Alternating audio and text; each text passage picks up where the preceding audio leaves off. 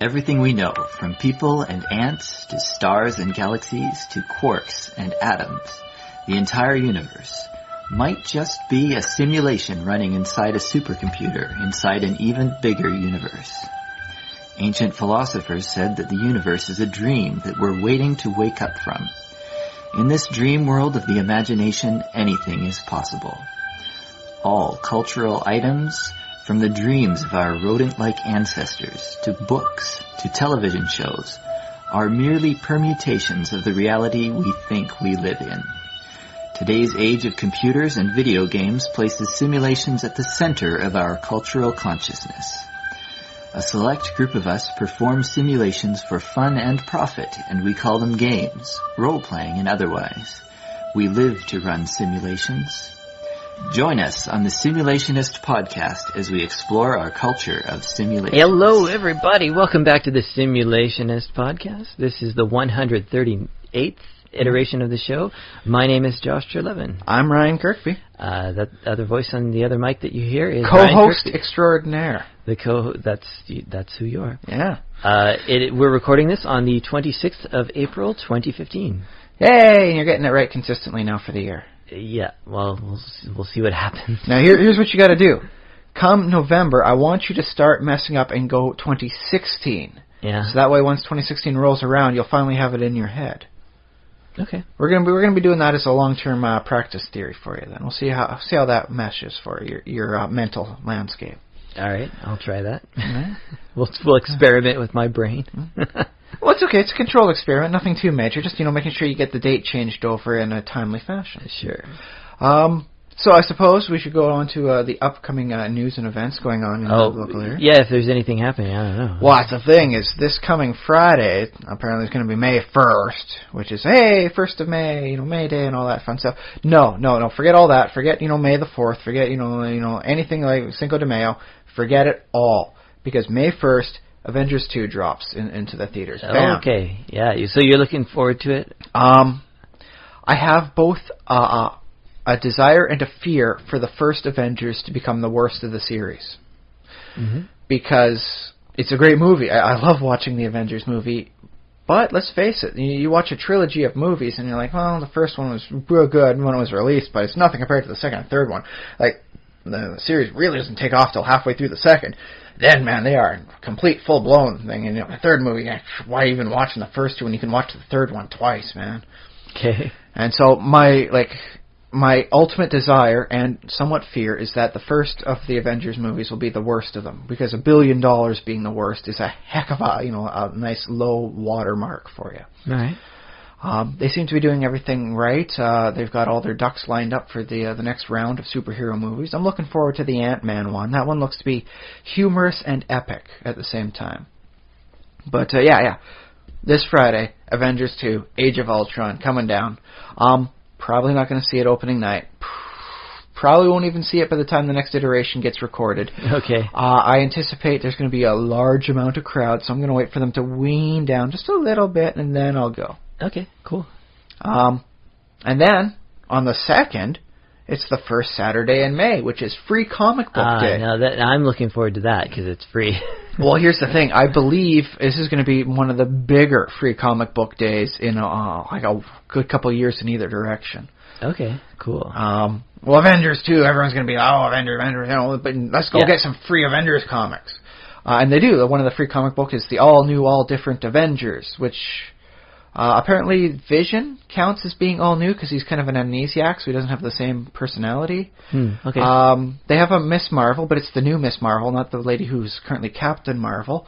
The Spider-Man is going to be the Miles Morales from the Ultimate Universe sort of thing, and they're bringing in, they got the female Thor, Femme Thor, the people are calling her online. I might want to pick that up just to see all the different new characters. I've been hearing good things about the new Miss Marvel, mixed things about the new Thor. Miles Morales is widely regarded to be the best part of the Ultimate Universe.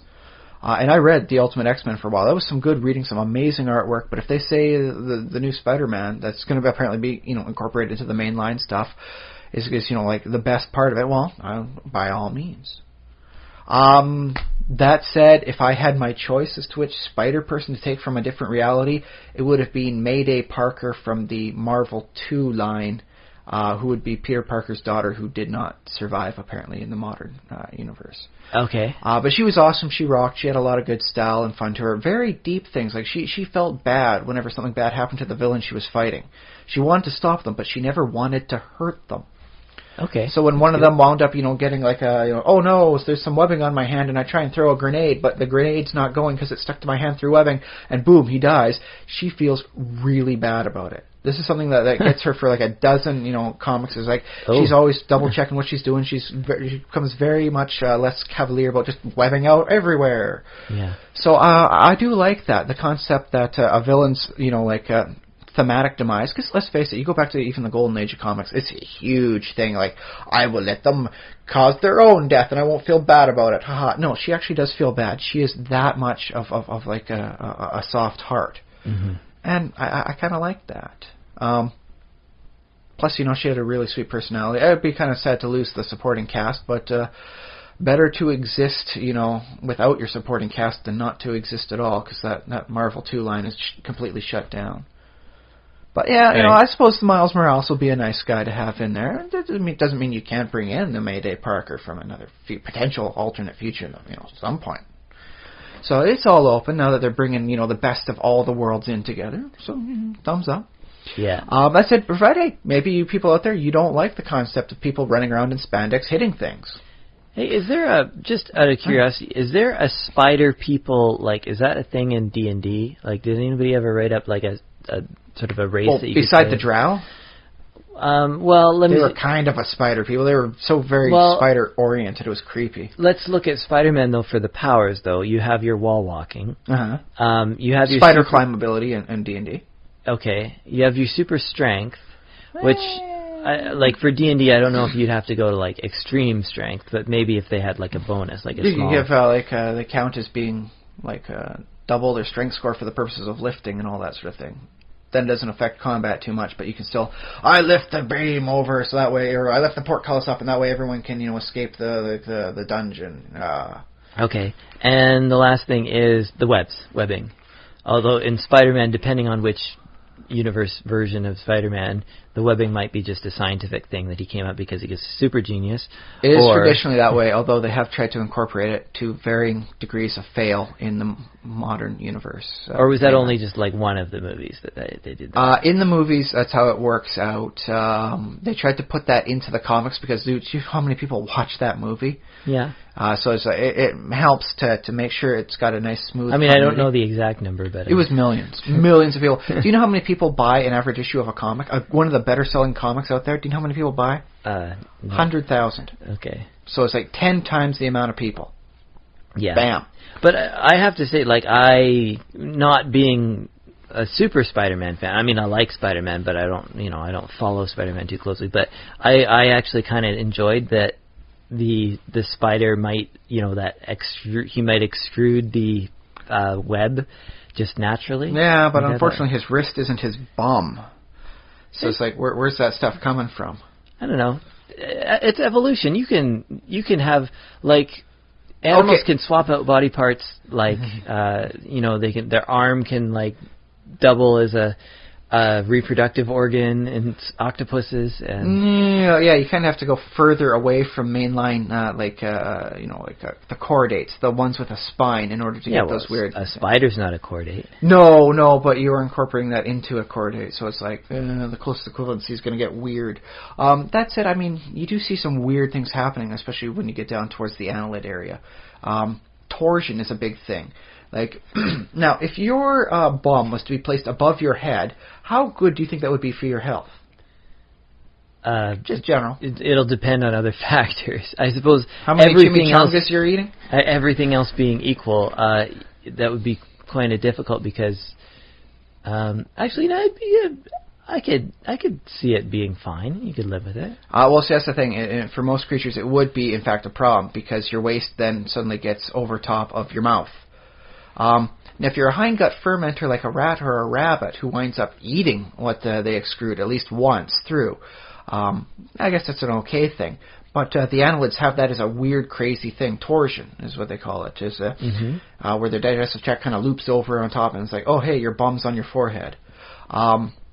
Shouldn't help them out, but for some reason they've managed to not die out from that sort of thing, despite the health problems with diseases, parasite load, and just inefficient digestive system going on that way.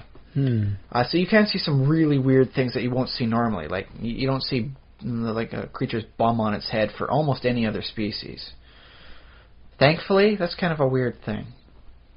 But it works for them. So I suppose you could make an argument for it's like, oh yeah, I combined it with spider DNA, and then next thing you know, I've got like these little web sacs coming out of my wrist, despite the fact it should be on the back half of a spider.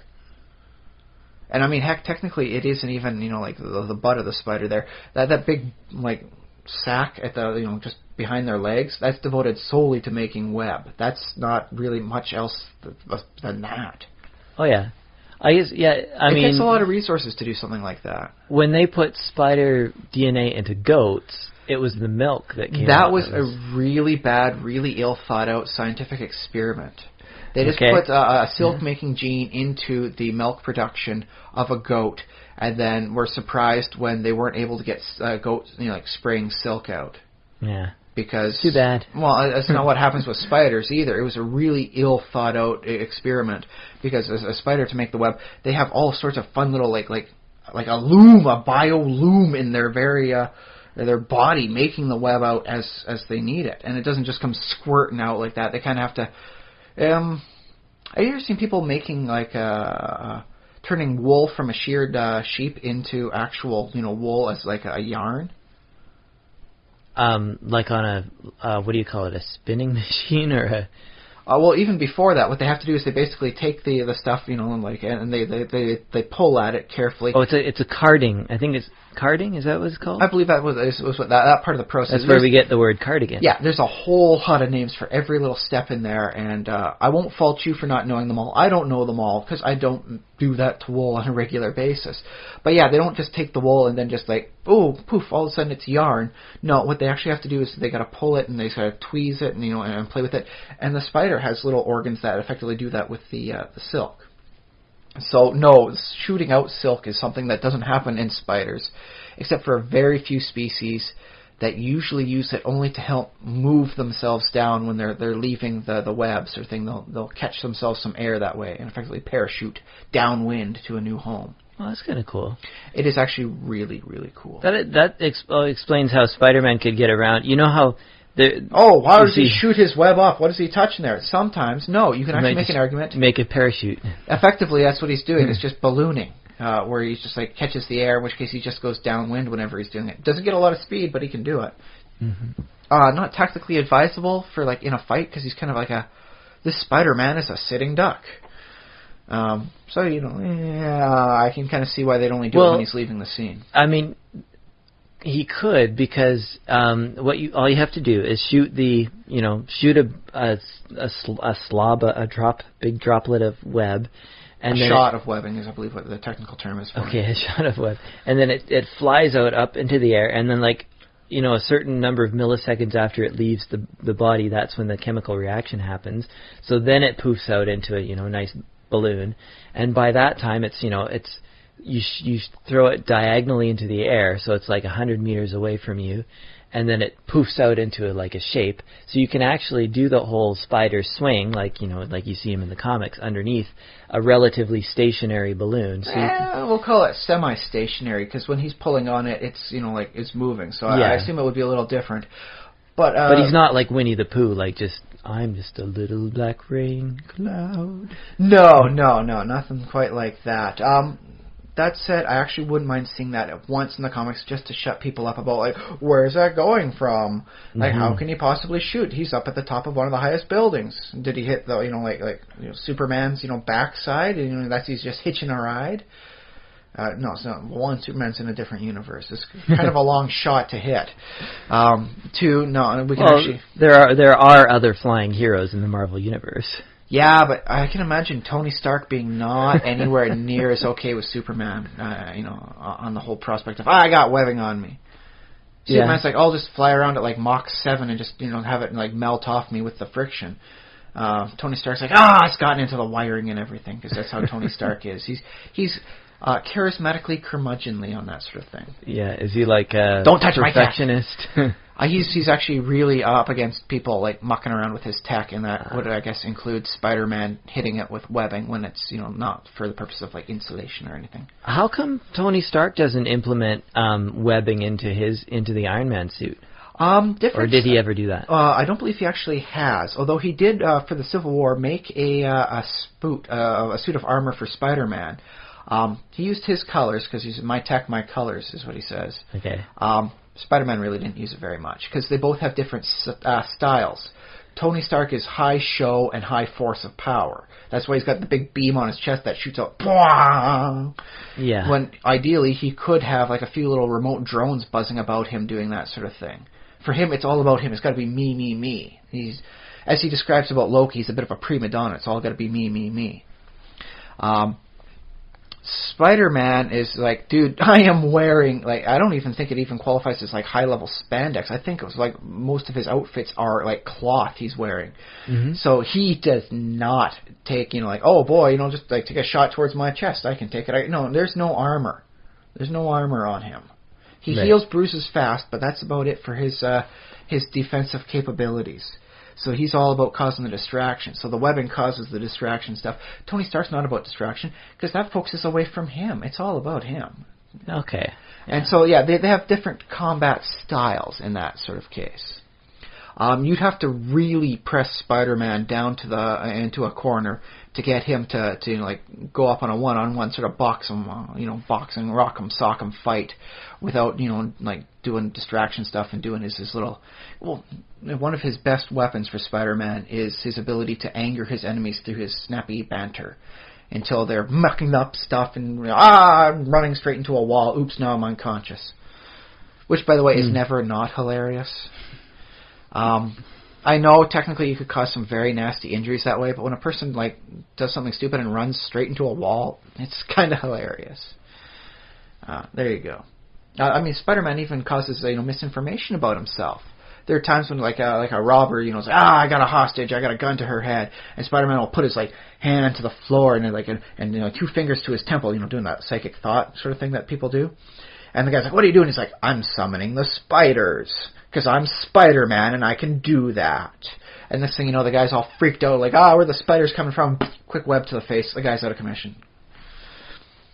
So, it's like, you're not going to see Tony Stark, do that. If he's summoning the Iron Legion, as you can see in the 3rd movie, it's a big presentation. It's not all about a bluff. But yes, as I was saying, though, they do have more than superheroes for Free Comic Book Day. I have seen some interesting stuff for like Twisted Fairy Tale designs. There's at least one thing for the Doctor Who. So, if like the high-end, beat 'em up stuff isn't your thing, you can look for Outsmart 'em with the Doctor. Go there, take a look, see what's catching your eye. There's all sorts of stuff, all sorts of genres and subgenres to look at from what I've seen. Join up on the Facebook crew, Free Comic Book Day. That way you'll get notifications so you won't wind up missing it. And they give you previews as to what exact comics are going up there. So, yeah.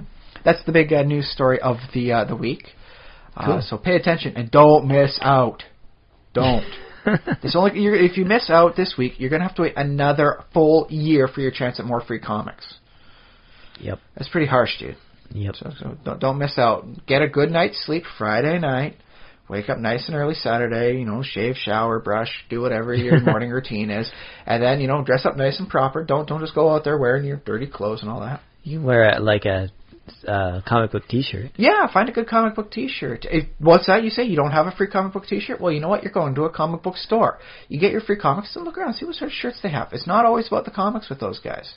They have a good selection of shirts. Find a Flash shirt for you. I think find Superman. You'll have to wear a shirt to the store, though. Unless you have a very interesting tattoo pattern that can hide the fact that it is, like naked flesh. Yes, you will have to wear some sort of shirt. I don't think they'll let you in the store without a shirt. Well, that's it. If you can, if you somehow tattooed, like a button-up shirt, onto your torso, you might be able to fake it, depending on your body hair situation. Yeah, that's a good point. I guess you could go as Booth Beefcake. Yeah. Booth cheesecake, depending on your gender.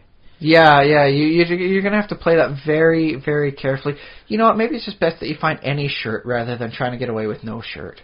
Because there will be kids there. Let's keep this... Some of the comics... Heaven forbid kids see a shirtless man. Well, here's the thing, though, is that, like, will be, like, one of the first times their parents will let them go down, because, hey, I hear there's free comics today. And they'll set the tone, it's like, oh, maybe we don't want to go there. They got half-naked people wandering in off the street. So, be kind to the people that are hosting this week. I like how we have it all thought out in our mind, like the whole scenario. Isn't that kind of what we do as a default? Yes. Plan out fractal scenarios as to every possible combination. But yes, be kind to the hosts for the whole thing. When you go to the comic book store, wear the full set of clothes, shirts, shoes, service. Come on. Okay. That's it. I'm not going to tell you exactly what to wear. You want to wear Ugg boots there, go for Ugg boots, man. I'm not going to tell you. You want to wear, socks and sandals? Wear socks and sandals. I'm not going to tell you how the fashion has to be. Just make sure, you're not going to cause an uproar and make people think ill of the location you're going to. It's a nice way of saying thanks to the people who are giving you the free comic books. So, there you go. But enough for upcoming stuff. Let's go focus backwards. What have you been up to this week, Josh? In the realm of fiction. What did we do in the past week? What did I do? Yeah. I had a horrible experience in Minecraft. Well, not that bad, but what happened is I did like a lot of work doing like mapping. I was running around the world and making new maps and stuff. And you do the traditional mapping style. You don't have any like third-party program that maps for you. Yeah, all in-game, which is... actually... It uses up a bit of redstone, but, the map when you're done looks pretty boss. Yeah, and maybe I do cheat a little bit because what I do is I do all the maps in-game, and then I take a screenshot, like with F2, and then I import it into, like, an image... Like a paint program? A paint program. And then I stitch all my maps together. There's nothing wrong with that. Yeah. So I did... And I was doing so good. I had, like, so many maps. I had, like... Because I have... You've got a big, long-running world. My map is really big, and I worked it out. I don't use the F3 either, so I don't know exactly how far. But it's about 30 kilometers, basically. Which is pretty big for Minecraft. To get from my sort of spawn area out to the first, the mesa that I found. Yes. Hardened clay and all that. Yeah, trust me, I can find that completely acceptable. That clay is magnificent stuff to have. So I made it out there, a long time ago. This is my age-old world. So I made it out there, and then like what my recent project has been trying to sort of map my way back. Like I can get back and forth because I have nether tunnels and all that. But I was like trying to make an overworld map, like more of so I can see how it all fits together. Because I had to, when I was going there, I had to go over this ocean, and then now there's some plains, and another ocean, and then I sort of was discovering maybe these two oceans are actually connected. So there's sort of there's a way that you could make a trade route or something like that. So anyways, but you're gonna have to use their boats, which are and I was using boats half the time for my mapping and stuff, and that was frustrating too. I can imagine, yeah. Anyways, I ended up with about 6 or 8, I think 8 almost completed maps, like the largest zoom that you can get, so it's pretty good. Unfortunately, I rode a horse. I got a super fast horse at one point. Yeah, horses are fun, but my goodness, you got to be careful with the speed on some of them. Woo! Because I've been used to riding I breed my own horses, and they're pretty slow. Well, I've been told when you breed horses, they average out with their stats. Yeah, and they're not that fast. So I found a wild horse at some point during the travels. Rocket horse. Yeah, and it was super fast. And I'm like, this is great. And I was like covering so much ground. And then I rode it into lava because the game was glitchy, and then I hate doing that. Yeah, and then I couldn't get the horse to jump out of the lava because horses and jumping. So I lost the horse, I lost myself, and I lost all those maps because I hadn't made backups. I had backups of 3 or 4 of them, but I lost a bunch. That's harsh, dude. That's pretty harsh. That was my Minecraft, and then I haven't logged back in since then. Yeah, if there's one or two factors that make me not play Minecraft for a while, it's trepidation about I'm gonna start doing something in just a moment, or like, oh, I lost it, and that's like, oh, it's such a personal blow. I just gotta log off and just get myself a drink or something. Non-alcoholic, because I don't drink much alcohol these days, but it's like, oh, I gotta drown my sorrows. Just do something. So that was my adventures in Minecraft. I also did I played D&D at Roll for Initiative event yesterday for Saturday afternoon. And that was a lot of fun. We played a little scenario that was started out in an arena with our characters starting out as like gladiators that had been captured, which is, I think that's a good one shot. I don't know if, like I think I've said, gone on the record before, that I'm not a big fan of gladiator style adventures necessarily. I could get into it done right. Yeah, but I mean, once we got going, it was like, oh yeah, no, we're just rolling dice, and I was having fun, and it was a very good campaign. But and it's fine because it was sort of just a one shot. It was like, oh, let's do this, and so it was fun. So Roll for Initiative. It was 5th edition D&D. And that's going to happen again if, like, I know some people missed it. It's going to happen again. End of the last Saturday of each month is roughly when they're probably going to be able to run it. They're still finalizing things, testing out the waters and all that. Right? Yeah, it looks that way. But yeah. You know what that means? What's it? It means if you can get in there and you can get the stuff going on a regular basis, you can help change the tides of how things go. If you say, it really works for me on this one here, it's like, or, I kind of appreciate if it was on, like, the 25th rather than, the last Saturday, then your voice right now can really help change things out. So if you're in the local area and you're like, dude, I want to have say in my gaming, curricula, go there, be there, make your voice heard. Yeah, you can definitely do that. What you can do with Roll for Initiative is they still need DMs, so you can talk to those guys if you feel like running as a dungeon master, and that will, because this is what do you call it? It's like a more public, it's more open event. Like it's not just a gaming group that gets together. It's more like anybody can come, but it does charge money then for access to the space and. So they got to rent the space. It's not free for them, right? Yeah, and yes, somebody cleans it after, and I mean, not that we make a big mess, but Cheeto chunks everywhere. Oh, it's messy. Yeah, well, shattered dice and dreams all over the floor. Yeah. So the Roll for Initiative, and I also on Thursday. I did like a little stand-up comedy set, just not very long, but I did that. So that was also, I don't know if that counts as simulation, but I'm hard-pressed to think of a comedian whose jokes are actually based on like the truth. Hyperbole is clearly the rule of the genre for that. Yeah, I think so. Well, there's no requirement in comedy to actually tell the truth because, the truth is in the joke. It's in the if it is funny. So yeah. I know a few people whose anecdotes will end up being incredibly hilarious, but it's really how they tell it. I mean, if you and I were to try and tell the same story, it's not our story. We wouldn't make the people laugh. So that's a horse of a different color there. Mm-hmm. So yeah. And that's at Ratfish in Victoria, British Columbia. Hey, speaking of which, can I do a quick tangent? Oh, I know sure. in Minecraft you can dye the sheep different colors by putting the various dye on them. Can you do the same with horses? You can't dye horses. No painted horses, eh? Not in vanilla Minecraft. Oh, no. okay. Yeah. Oh, well, I suppose. So that ends my weekend simulations. Shall we talk about whatever you did? My week was punctuated by guilt. Okay. Well, a little bit of guilt for not playing any of Minecraft. I am like, seriously, all I have to do is like go down the street and get myself the flint and tinder, light up that little area I've got underneath my temple, and bam, I could go to the nether. But I hadn't done that because I've been focusing on the secret world. Yeah, I'm playing it. I'm like currently like maybe 3 quests away from finishing the second zone.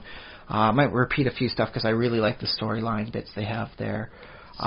Where is the second zone? Like in the secret world? It's set in like our world? Like it is set in a copy Earth? of our world, kind of like with an occult, supernatural horror vibe going to it. there are 3 like play zones. I'm in the first of them, which is Solomon Island, which is split into 3 zones: the town of Kingsmith and the surrounding little area, the Savage Coast, and the Blue Ridge Hills. And I finished off the first zone, and I've gotten all the little stealth missions done properly. I've gotten the little 5-point achievements for them. The only thing I have left to do there is just the Polaris dungeon, which I'll get around to doing. Like, most of the times when somebody, like, opens up in general chat, hey, anyone up for doing Polaris? It's like, I was going to make a cake. Or, I am, like, I was getting kind of late, and, I don't want to get too deep into it. I don't know how long it's going to take me, so I'm going to have to back off and say no. So I'll get around to it when I can get the time and just chill out for a bit and be able to focus on doing it right. I don't think it's good to the other people. It's like, oh, geez, like, I didn't know it would take us more than, 30 minutes. I got to get out of here. Sorry, you guys are now down a person. Kind of a dick move, in my opinion. So yeah, I got, 2 dungeons to run and, 3 little quests, and I've cleared out 2/3 of it. But I do like the stories, and some of them have, a time thing. You can get, extra 5 points if you go into the house and, they're the burned-out haunted house sort of thing, and get out within, 2 minutes. Another one is you got to go up and set off a few cameras within, a 90-second time limit or something like that. I want to give those a second run because I kind of like the story, and because I want to get 5 points. The points don't do anything for me. I just want 5 points. Say I did it that quick. There's some other ones over at the Innsmouth Academy. I just love how the NPCs chat with each other. I don't suppose you ever saw much of the latest Scooby-Doo series, Mystery Inc.? No, I haven't. Well, for those of you that have, you'll probably recognize the recurring character H.P. Hatecraft, which is H.P. Lovecraft just with a bit of a different name, and instead of being a freelance guy, he works at their local post-secondary institution. The same actor doing the same exact voice is in the Innsmouth Academy. He's the dean. He's H.J. Okay. Yeah. But yeah, he's basically Lovecraft again. Same voice, same character, same appearance to him and all that too. And he's just got such a wonderfully weird, eclectic style. I wouldn't mind doing the quests all over again just to hear him speak. It's the one lady, who's there is mentioning, well, at least they haven't activated the war golem. And he's like, funny you should say that. She goes, well, funny as in hilarious or funny as in peculiar? I'm not sure what you're going with this. I was just trying to further the conversation along. So he doesn't even know the saying. He knows to use the saying to further the conversation in this direction, but he doesn't know any of the proper outcomes because he spent too much time doing weird, crazy occult things. Right. He accidentally killed his mom and 11 other people when he was young. Ooh, that's dark. It was he was reading a forbidden ritual, and he wound up summoning a death wraith. In his defense, he needed the knowledge. Yeah. That's his only excuse for why his mom died at that point, along with some people walking in the street outside, but not their terrier. He notes their terrier was completely unharmed for the ensuing death. So 11 people were walking a terrier? No, there's his mom, the 2 people outside, the people in the neighboring houses, and all that. Oh. Okay. It was kind of like an area of effect death. But not the terrier, which is something he noted interestingly. The terrier was completely unharmed and was not in any way ill-affected. Interesting. But his only defense for it was, I needed the knowledge. Right. So it's like, whoa, that's kind of dark, but you said it in such a technical term. It's like, I'm going to let him go. His thirst for knowledge works well as being a dean. He tries to instill that thirst for knowledge in the subjects, which I believe is currently down to maybe 1 person after this whole disaster happened. And she was a powerful psychokinetic to begin with, so yeah. I don't know if the Innsmouth Academy is going to wind up reopening or just being closed permanently after this whole storyline's done. But I do enjoy the character, and he's fun to listen to, so I'll do those quests again. But I was going through the main plot line, in the area, and I had to go to the Ian Smith Academy and go into the old area and get a hold of some stuff in a secret, Illuminati archives. FMV sequence, I find the evil villain. He has the MacGuffin, and he basically leaves me to rot behind as he knocks me. He can't kill me, apparently. The nature of who I am means I will always be able to come back. So even though he's powerful, he cannot. The nature of who you are being a video game character. Well, that's the thing. According to the thing, they call me a bee because I had a bee put into a magic bee in my mouth, and I'm now like a servant of Gaia sort of thing. But even this grand, powerful Magus cannot, kill me. And he says the bees will just whisk me away to safety upon, the near moment of my death. So he knows he can't kill me. So he just knocks me out and leaves me to rot in the Illuminati archives as he seals up the way behind him. I got to find a secret way out. It's the Illuminati though, so there's always a secret way. That's how they go. Right. Yeah. But I phone up my superior and tell her what's happened, and her words are like, no words. Like, I have completely, screwed the pooch on this. She is so unhappy with me. The bad guy escapes. I walked in there, just like a first day initiate, which maybe isn't that far off. I mean, I only got my powers like a week ago. Come on. But no, he's got everything. I've got nothing. I walk straight into a trap. It's just I completely just noobed the whole scenario. I am not in her good graces at all after that message, and so I'm like, oh my gosh, I get this part of the quest line done at 2 a.m. So I was just going to be like, okay, get this done, and then, just go to bed. Because 2 a.m, buddy. But then I feel so guilty over that. I go about for the next 2 hours running around doing quests, just trying to get some sort of positive affirmation message from her. And every time I do the quest, it's like, your request, your information is being cataloged and is being processed. Here's just a generic little form. Take some Pax Romana and take some sequence of Solomon Island for your currencies. Have a little experience. And they're like, oh no, come on, get me back here. I want something here first. Say, good job, man. You're going through here like a tank. You're really helping out the situation. You're really easily manipulated. But that's the thing. It's usually I'm not if. Yeah, this game somehow tapped into something. Well, I mean, usually when she sends me a message or whenever I increase in rank, she's like, hey, congratulations, you're a mover and shaker. Thanks for not dying out there and protecting our resources. Mm-hmm. But this one was the nature of her character is basically, she's a businesswoman. So for her to, say something unprofessional as be dropping F-bombs and saying, you basically, so good, so bad, you basically botched this up as bad as could be expected. The only way that could have been worse is if you had died, so I can't, to chew you out on this whole thing. It's like, wow, I have really done something wrong here. Even though it was all part of the scripted course of the events for this zone, I still felt really bad about it. And so I wound up spending the next 2 hours in the game running around, killing things and trying to, killing all the right things and trying to, protect the interests of the Illuminati to try and get out of her bad books. So it's like, wow. Okay, well, I guess guilt counts as a motivator. I find that incredibly, I don't know, it's a bad way to handle things because you don't know. Let me see. This is at tier 10 out of 18 for the story arc. For each little bit that happens, you advance one more tier, and that shows how far along the storyline you are. Mm-hmm. And this would be the things get darker just before you save the day. You see that in movies, you see that in comics, you see that all over the place. It's like, oh my goodness, things are getting worse and worse. The bad guys got everything, the good guys got nothing. They walked into a trap. How are they possibly going to, snatch victory from the jaws of defeat here? Because this is like a 7-headed, beast of defeat coming at you. There's a lot of, defeat to be snatching stuff out of the jaws of there. Oof. And it's like, I think that, it makes things dark. And that way it makes it even brighter when you come out on top in the end. Hooray! Okay, well, maybe. I've got 7 tiers to go through, and I'm almost done this zone. I'll probably run around and get a few more the lore bits I need just to help understand what's going on around me. But I am much more motivated than I usually am to continue on with this quest storyline because I want to get out of her bad books.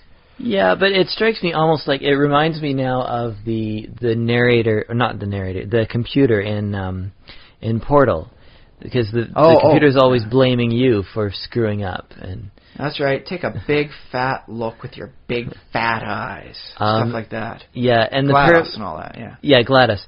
And if you've ever played the Stanley Parable, that one also does a similar thing, where it's basically, it's berating you for things that you had no control over. But this is the thing. Normally, it's like she's not berating me. Normally, she's like, oh, congratulations, man. You are going through here like a tank. I need you at 100 places on this island, and I'm going to ask you to be at every one at the same time. And you're rocking things out. I'm like, yeah, dang straight I'm rocking out. I am shooting things coming out. There were 2 or 3 different kind of creatures coming out of the water, and I shot them all. I'm killing things. I am putting to rest things that deserve to never come back up from 6 feet under. Mm-hmm. I found an abandoned amusement park that was actually a large arcane current system. It was like an occult energy accumulator and capacitor.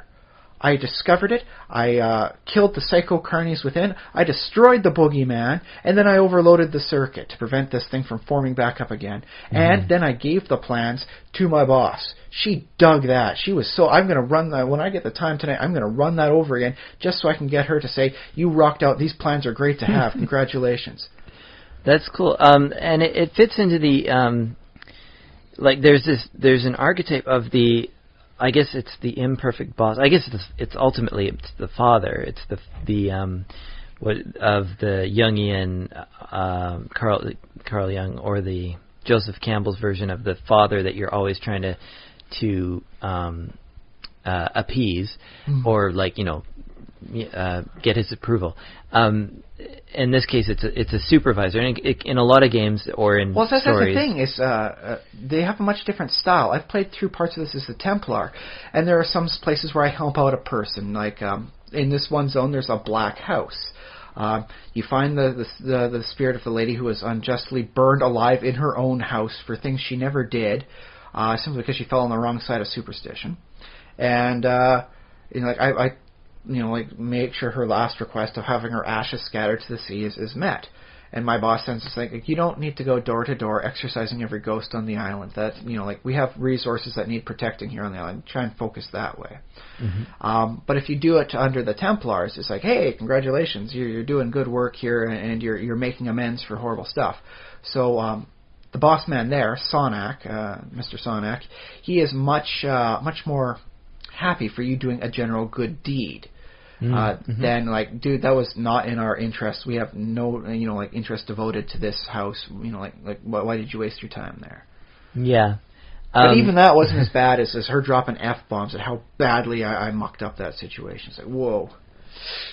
Yeah, well, I like that too, because it's showing a bit of cracks in the armor. Because in video games, you're given a superior, or you're given a boss, someone who gives you the orders. Yeah, and they're supposed to be, in some ways, they're perfect. They're they know what they're doing. That in half the time and kill twice as many enemies. Yeah, they're veterans, and their job is to help you along. They encourage you, and they're like, okay, you're doing a good job.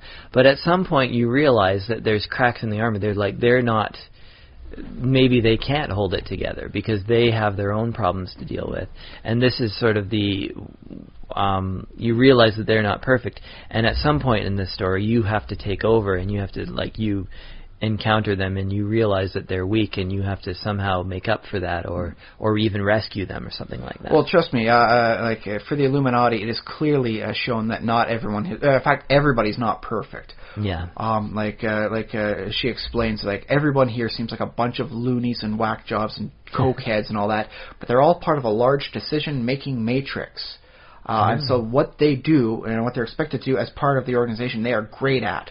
Everything else, they're kind of flaky and crazy. But this one bit they're good at, and that's what they're used for this whole thing. And that's why the Illuminati does what they do, and they don't have to have anybody accept responsibility, because the responsibility is diffused amongst so many people, it kind of filters out to, don't care.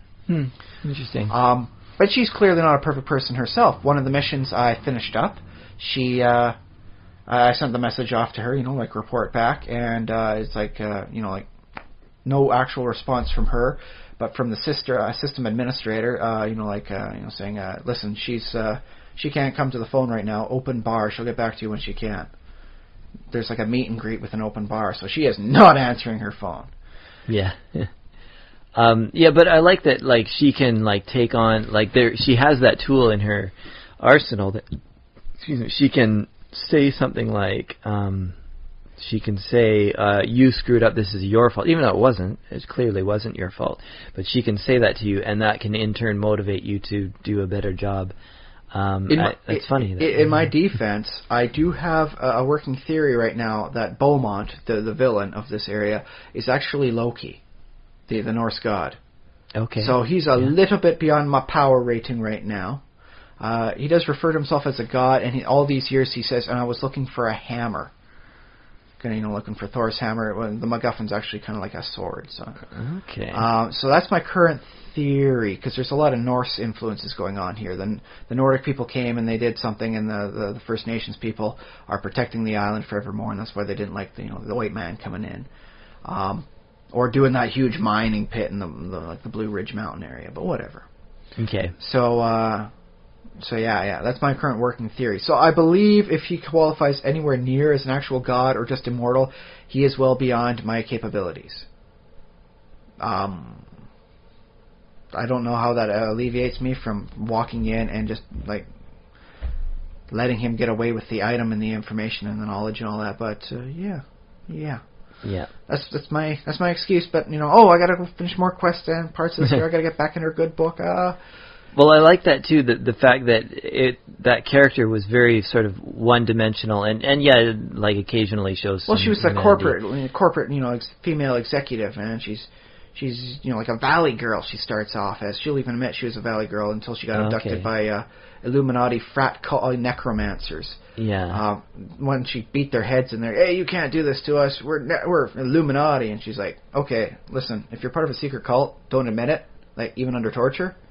And so she wound up getting herself in the Illuminati after killing these two guys because she clearly needs a better hiring policy going on for them. And so she's helped turn the Illuminati into much more corporate aspects. That's her perspective. She is corporate. So much she will turn a cabal of necromancers into a business organization. Now, is she someone that you're constantly in contact with, on the radio? She is my direct superior. You have a little radio. I got a cell phone. You just call her. I don't when know how you're I'm done getting the cell mission. phone reception in this area here, but I'm getting it. Dude. I'm rocking it. Crawling through infested subways and everything. Infested subways, dark, tunnels the Illuminati built in the 1600s. The fog itself is preventing anyone from physically leaving. I don't know how they're getting any outside message. You can barely get a radio reception in for most people, but yeah, I got cleared. I don't know what cell phone program they got going, but they got a good one because I can always contact my superior whenever I'm done a mission. Yeah. So hey, congratulations on that aspect. But I think ultimately it's a bit of the carrot and the whip sort of thing. Like when you got a horse or thing, you want it to propel it forward with the carrot, and that's the rewards. It's oh boy, you managed to really rock that out. You've saved it out here, and you've saved a lot of our corporate interests, in this area. Versus the whip, oh man, you messed up, sort of thing. So I found that to be a very interesting mix. Yeah. That you don't need to whip very often, but when you do whip, it feels harder the less often you do it. So what was that whip for? I used to be doing so good. Now I got to be running around. I gotta get to, as opposed to just oh hey yeah, Pax Romana, for the currency, and oh boy, I'm getting this here and I'm doing good. I've got accolades. Oh the whip, no. I'll keep going. I'll do the right thing. I'll protect the corporate Illuminati interests here. Yeah, that's interesting because that has appeared in games a little bit more in recent times. But this was very well done because I found myself running around at 4 a.m. trying to get into her good books, and it's well, that might be its own issue. Yeah, okay, admittedly, but it's wow, well, they really managed to pull at my guilt strings there. Mm-hmm. So congratulations on building a game where the characters are able to manipulate my emotions like that. There's some people, there's oh, I kind of feel bad for them, or it's I can't wait for this person to get eaten, sort of thing, by zombies, whatever. But this is the first time I felt really guilty over not doing good enough. And that's funny that they would choose that, and they wouldn't choose something that you actually failed at, like you actually. It might be a level where there's a target score and you don't get the target score. Well, that's the thing is some of them are stealth missions where you're not supposed to be attacking almost anything. You're supposed to be avoiding the motion cameras and jumping around. The the explosives with their red light laser, detection methods. Mm-hmm. And if you do that, jump and leap and move and okay, swip off a switch here, and then maybe fight the one guy at the very end. Congratulations, you got here's a 5-point achievement for being so stealthy. If you don't, you accidentally blow yourself up, because the motion cameras caught you and they detonate. Yeah, they will blow you up, and these motion cameras, so they catch you, you will get nuked.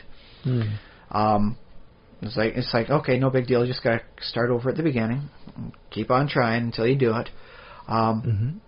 So in this case, the rewards for doing so good are kind of little, but in this case, I guess it was just part of the storyline to make me feel like I will go onto the wiki and I'll check up. Okay, let's see what do the Templars say when you go through this phase. What does the Dragon say when you go through there? Do they all berate you, or is that just an Illuminati thing? Do the different factions have the same response to? I would imagine they probably do have different responses. Yeah. From what I've seen from the Templars, definitely they do, and a lot of people complain that the one bad thing about the Dragon is that their responses make no sense. It's like, I was talking the one remaining student in Innsmouth Academy. She's a powerful psychokinetic, and you can take her into the basement to get rid of all the little things that the students make.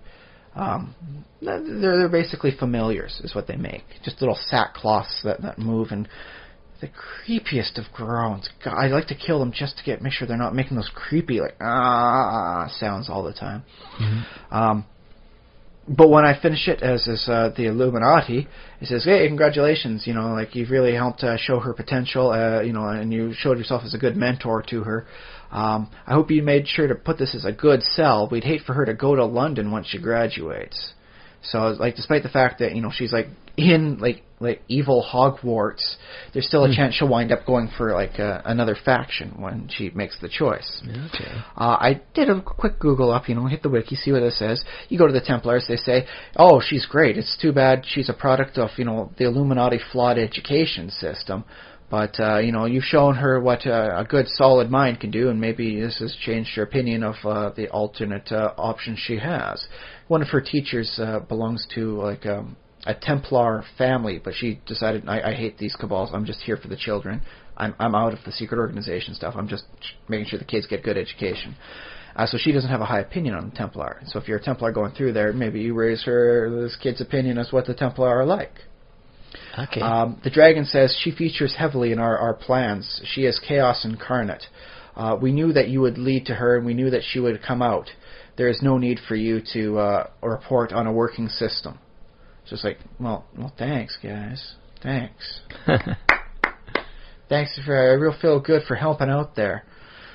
But, so each one has a different sort of style. So it does help on replay value. Go with a different faction sort of thing and test things out. Yeah. Well, and some other games sometimes do a good and evil, this is kind of a law, chaos, and true neutral. Yeah, it's always fun when a game kind of thinks of new ways to split up humanity and say, there are 3 ways that you can, be the overlords of humanity. That said, it's not exactly a huge thing as to which organization you're in. The game plays out mostly the same. Well, because the cabals, the groups, basically the various guilds you can form up for, you don't have to all be of the same faction. Okay. You don't even actually have to be on the same server is how it works out. They're very loose on that sort of thing. So. Yeah, so it's different from, Alliance and Horde. Yes, it's despite the fact that, you are an undead and you used to speak the human, common language, you can't speak it anymore. You're speaking gutter speak. You can't even talk to the other side. Yeah. No, I've actually helped out people. It's I'm running through this zone, and oh, hey, I see that. They're on this quest here. It looks like they're at half health, man. Better, get my heals on for them and just heal them up as they go. And help on out. There's nothing preventing me from doing it. It's so they're part of the Dragons. They're part of the Templar. That doesn't stop me from helping out. I mean, there's a lot of zombies on this guy's ass. Maybe I should start, firing my assault rifle into their dead corpses. Yeah. Just a little help out. In the Secret World lore, though, you can't play on the side of this. You're always on humanity's side, right? Ultimately, you're always on humanity's side. The big bad is the filth, which is referred to as a living meme. The filth that infests people is the message, but it is not the messenger. It's really weird stuff like that, and that's the biggest bad. Although, admittedly, there was the Overlook Hotel with its demonic hellscape and, demons bleeding out into, our reality. But that's something else going on there. Okay. That was just for the one area. It's not for the entire zone. Just a little bit of hell. Just a wee bit. All right. Yeah.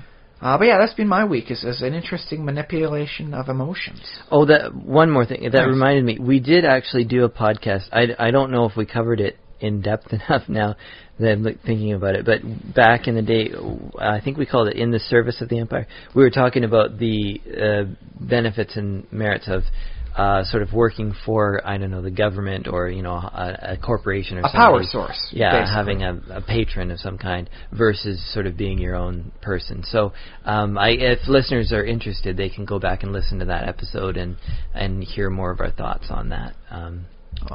But yeah, I think the one thing we definitely didn't talk about was how they manipulate you into doing what you want. Usually it's just, hey, take this quest and go. In this case, I felt really bad at the end because I didn't stop the big bad in the Illuminati archives. This was like a bastion of the Illuminati power, especially once they fled to the New World and all that. Now, I'm part of the Illuminati, and dude, we had home ground scenario, and we completely lost. This would be like losing 7-0 in a hockey game on your home ice. It's like I don't even know how we did that bad. So yeah. Congratulations for the people who made the Secret World for being able to emotionally manipulate me in such a way. That's not a very common practice. All right. Yes, we did mention a little ways back. Just a wee bit of superstition, and I'd like to actually bring that back up for a bit of a follow-up topic. Okay, so changing gears now to talk a bit about superstition. Because that's one thing that really marks the Illuminati in this game. Not the current one. The current one's very corporate. But you go back to the 1600s and all that, when it was just like cabals and secret stuff like that. And superstition was rampant, and it's causing problems to this day with the weird eccentricities and stuff. Like, you can't just go in and, okay, how do I get into the secret archives? Here's the passcode. No. You got to get the right, 5 items, and you got to put them in the slots next to the door in the right order to open up the door. It is very, occult is a great term for it. Mm-hmm. And you why hasn't this stuff been updated? There's just so much information. Even though the fog came out and they're basically in maybe we should get the government to nuke the entire island. There's still uncertain as to what to get out first. There's so much stuff there. It's so badly cataloged. And why is it so badly cataloged? Well, it has to be put in this position here. You got to make sure that the building, and it's not going to wind up dripping blood, because you do not want blood on summoning manuscripts. That's a very bad idea. From practical purposes, but because of that sort of fear that we want to make sure the walls don't start bleeding. In that case, you got to build things up into different specifications, and things go all crazy weird. C'est la vie, I suppose. You go to the Illuminati, the Labyrinth, which is their basic headquarters, and the walls are all weirdly shaped, and it's not like it's straight corridors or anything like that. It's not like Men in Black's or straight corridor lines and business stuff. They kind of curve inwards. It's not parallel lines everywhere, and there's it's all crazy weird angles going on here. But those are the divine angles and stuff from the original specifications that drove the guy who built it insane. Just making the blueprints. Which is interesting, because in this case, it's superstition that actually has power, as opposed to the real world, where the only reason you're not going to want to walk under a ladder is because somebody might be using it and something might fall on your head. That's the only reason not to really walk under a ladder. The whole triangle bit, you don't want to break the holy triangle and the Trinity and all that. No, I don't care what explanation you have. There's no real penalty to walking underneath a ladder unless you're going to get a hammer dropped on your head. And admittedly, I've seen that happen. I have had a roommate who had the back of his neck get hit with a 40-pound multifunction printer scanner compound thing because someone was up above him and doing stuff they weren't supposed to, and it slipped out of their grip. Another quarter inch, he could have been paralyzed for life. So I guess it was pretty unlucky for him. When I was 14 years old and I was in junior high school, we were on, I think it was just recess. We were coming back from some kind of...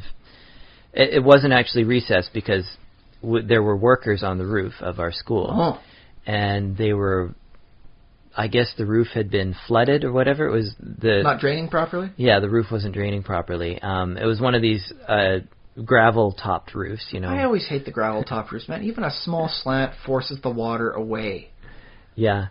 So they had workers up there, and they had a ladder, and you know, when I was walking by, I didn't see the workers because they were like, they had these big, I don't know if they were supposed to be there because it seems, looking back at it, seems kind of unprofessional, but that they had these big plywood, sheets of plywood, like probably 4 feet by 6 feet, so that a person could, you know, these workers could hold and push, and they were pushing the water across almost like a snowplow. Like, oh, okay, yeah, to try and force the water off the roof. Yeah. The first thing you want to do is get rid of the weight pushing down on the support and all that. Okay, I can do that. So they're getting some of that water off there. I mean, I don't know if this was like the way to do it, or if these were just guys. Probably the cheapest way. There'd be a better way with like a wet dry vac, just spouting water off to the side, sort of thing. But that costs more money. I mean, and that would probably take more plywood. time. And this was the way to do it. But yeah, as you can imagine, what happens in the rest of the story is fairly expected. Is that a whole group of kids happened to be walking under. Some of us walked under the ladder, some of us walked around it, because don't step under a ladder, that's bad luck. Some of them were like, and of course, I would still probably walk under that ladder, but I happened to be the one kid who was under that ladder right at the moment when the guy was pushing off a load of water, and then sploosh right as I was under the ladder. So I'm living proof. It happens. That statistical anomalies occur. That ladders are bad luck. No, yeah. That's the reason why ladders are bad luck, is because people are usually doing construction or some sort of actual work, and that's a dangerous, area to be. Yeah. That's not because the ladder itself. The ladder is just like a symptom of the situation. Or is the ladder maybe like a gateway to the bad luck dimension? Would it be populated by black cat people? Yeah, sure. I can dig that. That's not a bad little den I plan to go into. But yeah, black cats aren't unlucky any more than any cat is unlucky, depending who you talk to. If you're not a cat person, any cat's an unlucky cat. They got cat hair everywhere. They cough up hairballs. They have smelly poop. They never poop in the proper place. Their urine is highly acrid and smelly as well. So yeah, depending who you talk to, any color cat, hairless, included, that's an unlucky cat for them. Mm-hmm. 4-leaf clovers, what benefit does a mutation provide? Like 3-leaf clovers are the normal thing. 4-leaf clovers just like some sort of weird happenstance where it's got an extra limb, effectively. Yeah, well, Now here's the thing though, it's like 4-leaf clovers are lucky, but people with 6 fingers on their hand, they're from the devil. How does that correlate? Well, I've always thought it would be awesome to have 6 fingers. Provided you have full functionality of all of them, of course. Yeah. Be a piano player. Put everyone else to shame, man. Oh, yeah. But no, as a biologist, don't you find or having encountered other biologists and people who are in the field, don't they get excited when when there's something unique or different, or a species that there are very few left of, that they're excited about seeing? Yeah, but it's not as though the 4-leaf clover is itself just like a rare species of clover. It's something that happens to a particular clover bud as it grows up. Mm-hmm. Something goes wrong, and instead of 3 leaves coming out, it's 4. And it's just not like a germline mutation where you can breed it true, so that, this is all 4-leaf clovers coming out here, haha. Yeah, because someone would have done that by now. Yeah. Although you could probably wind up doing it. Have you ever heard of the gamma gardens? No. Okay, back in the 50s, they bombard things with gamma radiation. Okay. Not to create the Hulk or anything like that, but just to, I hope this comes up with a useful mutation. And so you wind up now with fruit with different colors. That's all it wound up doing, was creating a different color. And so, well, that's kind of cool. Something was it a fruit, like a papaya or something like that? I can't remember what. But yeah, it was the kind that you eat now didn't exist 100 years ago. They irradiated it to really? mutation. Yeah, a gamma garden. They'd literally do the stuff to see what grows out and see if they can make something useful out of it. Because apparently they didn't have enough time to try and crossbreed a new species of banana sort of thing. Because the bananas you eat now are not natural bananas. You don't find them in the wild. Mm-hmm. They're sterile, hybrids. But But yeah, I mean, with this, like fruit, they'd bombard it, sort of thing. So I suppose you could do the same sort of thing with clover and to try and create always 4-leaf thing. But that it doesn't change anything about it. There's some interesting things you can wind up doing that don't exist in nature that the female goes nuts over. Like I remember there's a species of fish. They were doing like, oh, how many fish are in this stream? And so what you do is you take out like 5 fish and put a marking on them. And then later on you take 5 fish out, how many of them had the marking, and what are the chances of that happening? And you do a Monte Carlo simulation as you repeatedly take out 5 fish from the stream, how many had markers, how many times do you repeat the mark, do you do a different mark, and all that sort of thing. Very interesting stats numbers. If you're big into math, look it up. It's some groovy stuff. Fish marking? Well, marking of an animal in an area, so that way when you get a random sample, you see how many of that and from that amount. Like you can infer the actual population. Yeah, and by doing it repeatedly. Like how often do you get like 1 out of 5 when you pull 5? How often do you get 4 out of 5? If you're always getting 4 out of 5, chances are the 5 that you pulled and marked are a majority of the population. If you're routinely getting 1 or 0, that means you've got a much larger population. Sure. So you can do some very interesting estimates without having to count every fish in the river system. Yep. Thank goodness.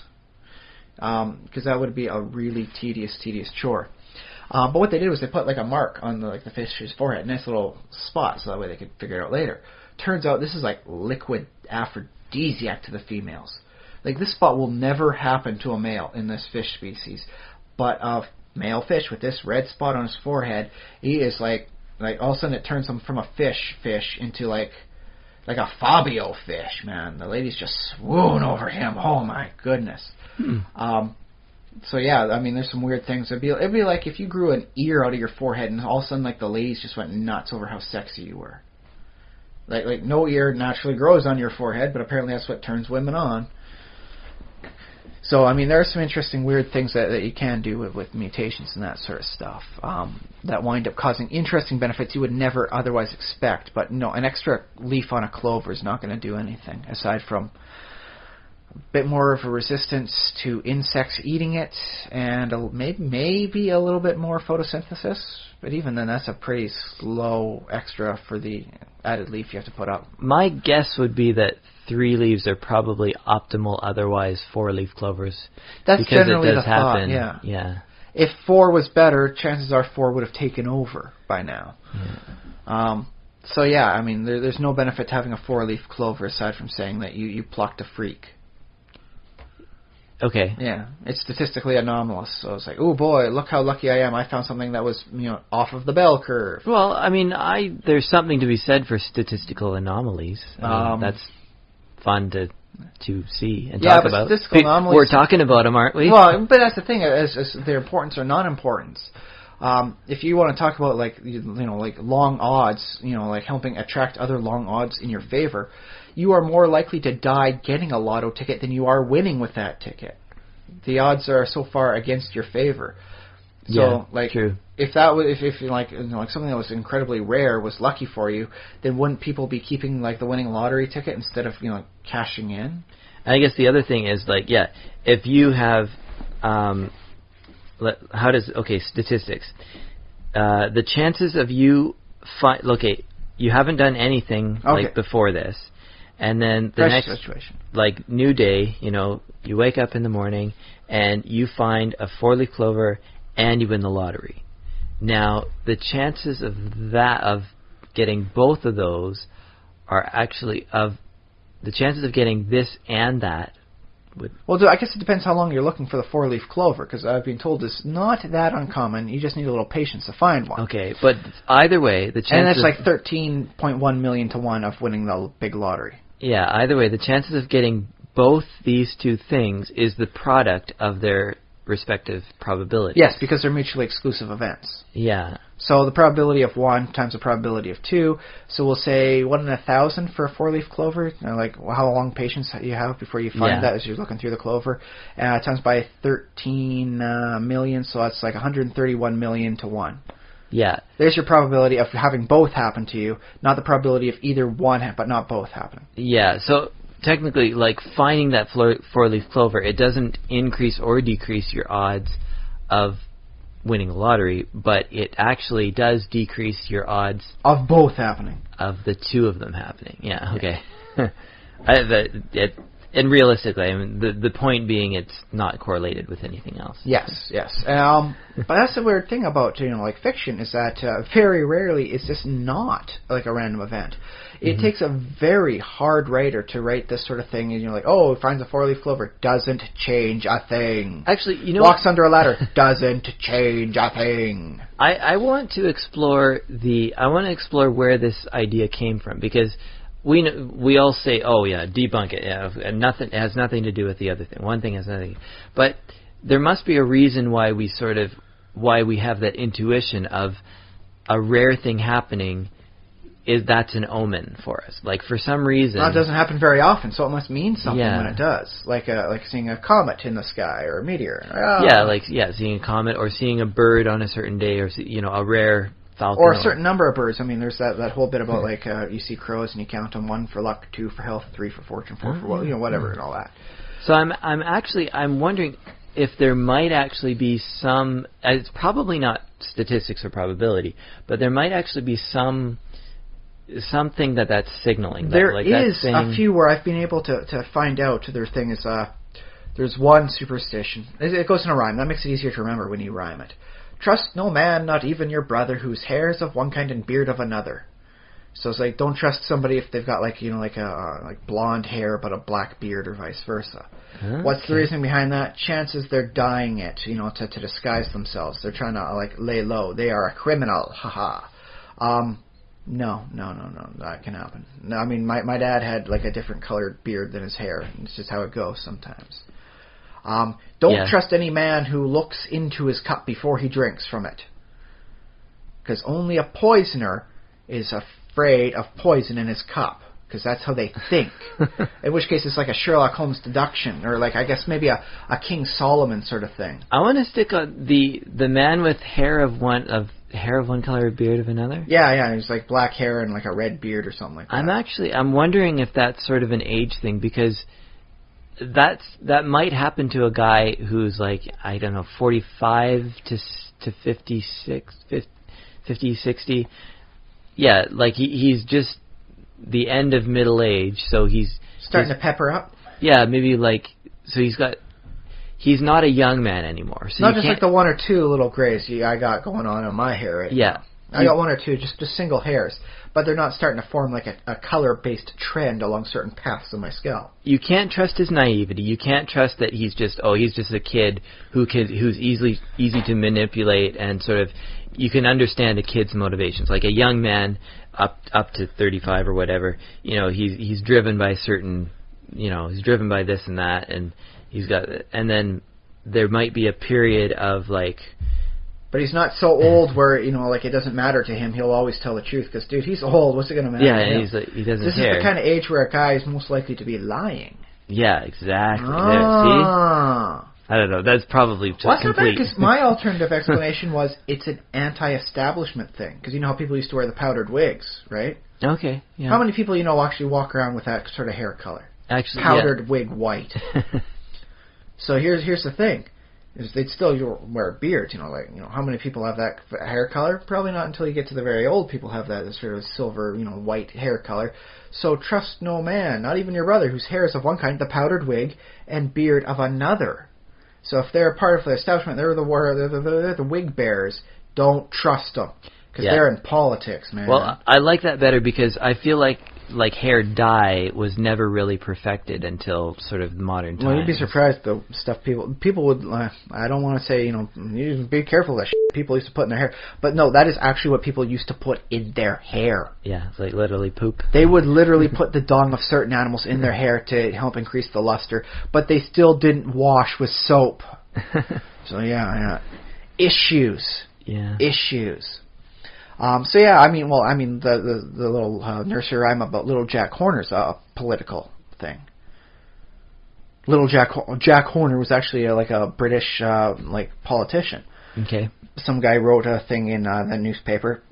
Little thing. Oh, look at just trying to look at what a good boy am I for anything I do. Look at so he's got a plum on his thumb sort of thing, and he's look at me. He's the guy's just a showboat, doing nothing and expecting praise for it. So the guy writes a little nursery rhyme, and everyone decides to keep going forever with it. Jack Horner is long dead. His deeds and his vanity have long since turned to ash, and people are still singing nursery rhymes about him. Huh. Harsh. Mm-hmm. But so yeah, I can see the beard of one kind, hair of another being like an anti-political thing. Dang politicians, you can never trust them, man. Even if it's your own brother, you can't trust them. Beware them powdered wig heads. So maybe you can see where some of them come from, but then when people wind up spreading out to everything, it's he's got a red beard but black hair, can't trust him. It's like, well, why? Yeah. Well, okay, so I just wanted to focus. The reason I brought that up was the idea of like seeing a new thing, being it like, or seeing something unique, somehow being important of seeing of maybe something good is going to happen, or maybe something bad. Usually bad. Yeah. Let's just face it. This is history. People usually had bad things happen to them, so everything was a bad superstition. And I'm wondering though, like, if you sort of generalize into like,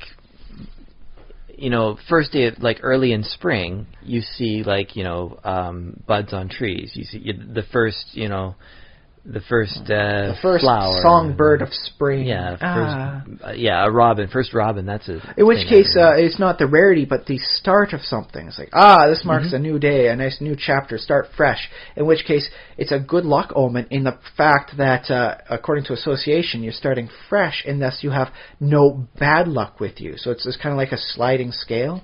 Yeah, it's not really good luck, but you're finally shuffled off of that bad luck you had on there, unless you broke a mirror or something. And there you go. Because I think in nature, or at least I think things do often tend to be correlated. Like there's some surprising correlations in how nature goes.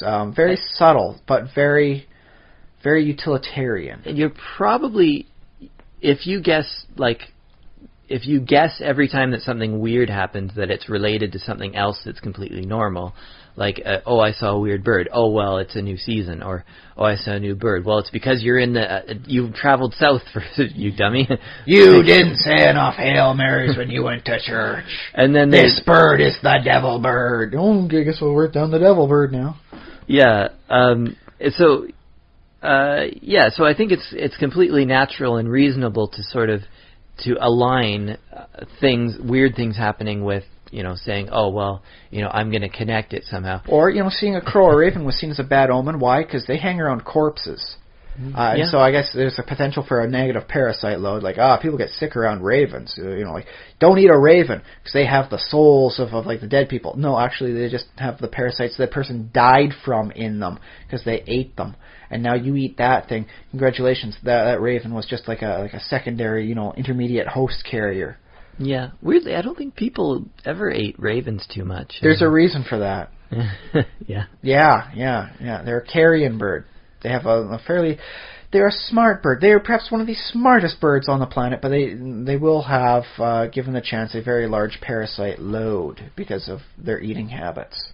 All right. It happens. Well, we see in literature, like, very often, ravens are like, people say, I see ravens, well, there must be a battle, or there must be a battle coming, or they'll say something like that. The ravens know when the battle comes, that's why they amass before. No, you just got two armies throwing out food on each side. That's actually how it's going. So what superstition is it's basically, it's this normal trying to make sense of the behavior. world. Yeah, it's this normal dot connecting, except it just happens to be wrong. And proto-biosociology then? Yeah. Oh, okay. Well, it's like, why is it bad? Why do people die when they eat ravens? It's like, they don't know enough about parasite loads and parasites at all, but they do form a connection between birds, dead, you eat, you become dead, they are a bird of death.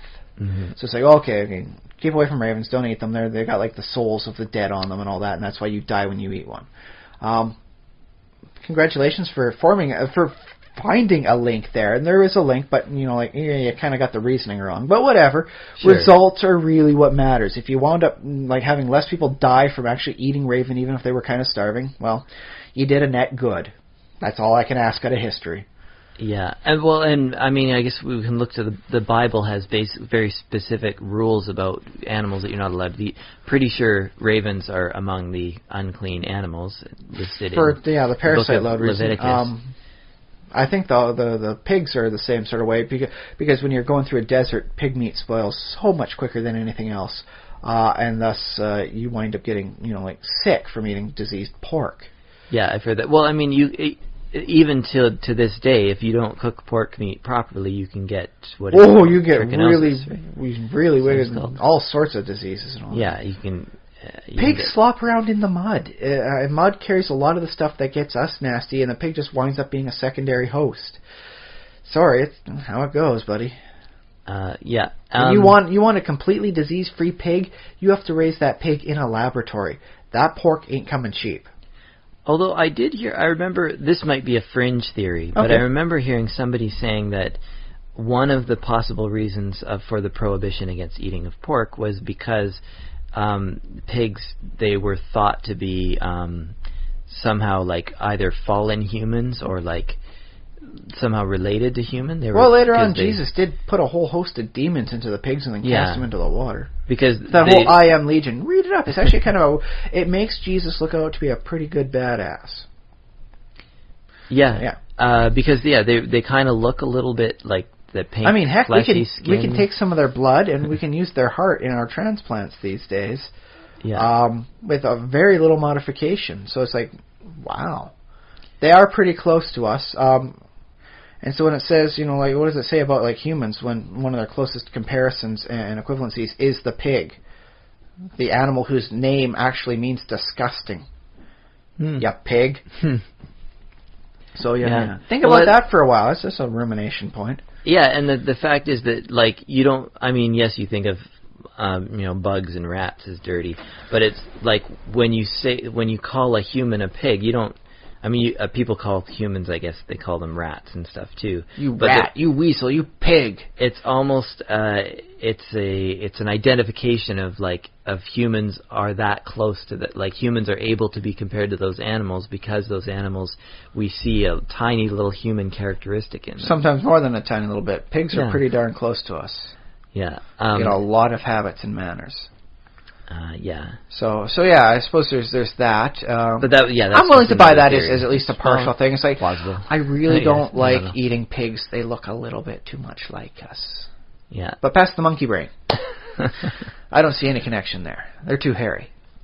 But yeah, I guess a lot of the superstitions, it's all trying to find like a connection in like the lines of the web of reality. But in fiction, I mean, especially with like magic fiction, I mean, what sort of weird connections can you figure out there? I mean, like some of the stuff is pretty weirdly messed up. I mean, well, yeah, it's hard to invent stuff that's like. Well, you can work along the same sort of patterns, resonance. Yeah. Why is a four-leaf clover lucky? Because it's rare. There, rare things conglomerate together because like common things are all around. Why is everything so dang common around us? Because all common things congregate together. Rare stuff congregates towards rare stuff then. So in which case... Well, it's and the gambler's fallacy, or the gambler thinking that he's on a streak kind of idea. Oh, yeah. It's like, I'm on a hot streak now. Lady of Luck is on my side. Yeah. When, no, it's like, dude. The roulette table is like just under 50-50 odds for red versus black. There's no correlation from one roll to another unless you're on a crooked casino. Yeah. But that said, I mean, there's the whole bit. Like I've seen it come up 18 times in a row on red. So it's like, no, that doesn't mean anything compared to future data. Mm-hmm. That's just meaningless past data, and just because it's being 18 doesn't mean it's going to suddenly start switching black to even out the odds. Actually, but that is weird because in nature, if something happens 18 times in a row, that might be a good indication that it's going to be the same thing again, because a roulette table is deliberately very unnatural. It's quite a randomization. They design that mechanism, that machine, that whirly spinny thing that they spin around. They specifically design that for the purpose of randomization. Random numbers, baby. But I don't think anything in nature really, there's no random, like nature doesn't specifically seek out randomness. Randomness happens, right? Chaos isn't a thing that anything strives towards. I believe all creatures go towards order and try and create it around them. So yes, if you see something randomly happening and it's the same way 18 times in a row, it's usually a pattern. Yeah. If it's related to an animal, the animal's doing it for a conscious reason. The animal might not understand the full reasoning why, but it worked well the first couple times, so I'll just keep on going. Yeah. Although I remember there was one thing, I don't know if you've heard of this before, but there is, I think it's a cicada, it's a species of cicada or some sort of insect that actually has different closely related species have different, they have prime numbers of seasons that they will go dormant. Like one will go dormant for 5 seasons, and another one will go dormant for 7 seasons, and it's usually a prime number, and it'll be different for... That isn't too bad, because let's look at how many numbers are prime numbers. When you're looking at number 1, 100% of the numbers are prime. 2, 100% of the numbers are prime. 3, 100% of the numbers are prime. So 4, no. 3/4 of the number are prime. 5, that's 80% prime numbers. So, with the exception of 4 and 6, that's all prime numbers. That's true. So you have any kind of secularity. So that's 2. That's a 5 out of 7 odds. If it's up to 7, it's going to wind up being a prime number of seasons. Okay. Or years, or however.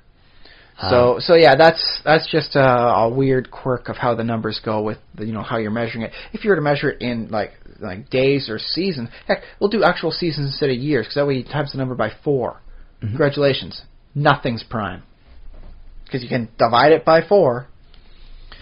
So if you work with seasons rather than years, then of course it works out to be no prime numbers at all.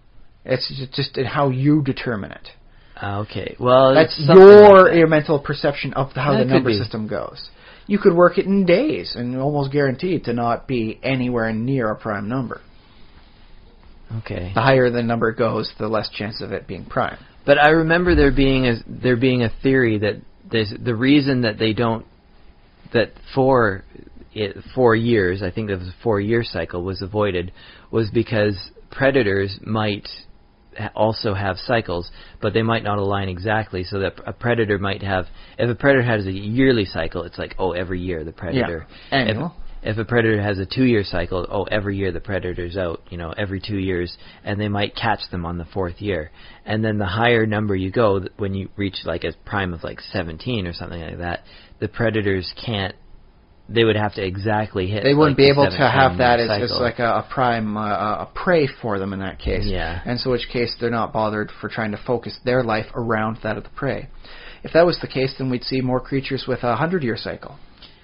Yeah, well, except I think it only works for certain insects, because most creatures can't. They don't have that capacity of going dormant for years at a time. Well, heck, we can work at something correlated to a tree.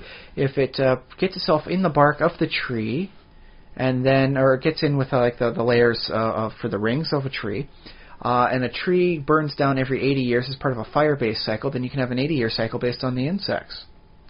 But you don't see that happening. I guess it's too long of a cycle for even the insect. Yeah, it might be. I don't know. That said, when you go down even lower on the scale, you get the microbes, and they can just stay in the dirt for a while. My dad wound up digging up an area for some turkeys next to his chicken coop. He wound up digging out a bug that had been there for who knows how long. Well, not actual bug, but like a disease. Turkeys wound up dying. We weren't able to use any of those fat gobblers, because who knows what they had. But it was just something in the dirt that had been sitting there for I don't know how long. Could be, yeah. What about there's animals and there's a couple of examples. You go. Yeah. There's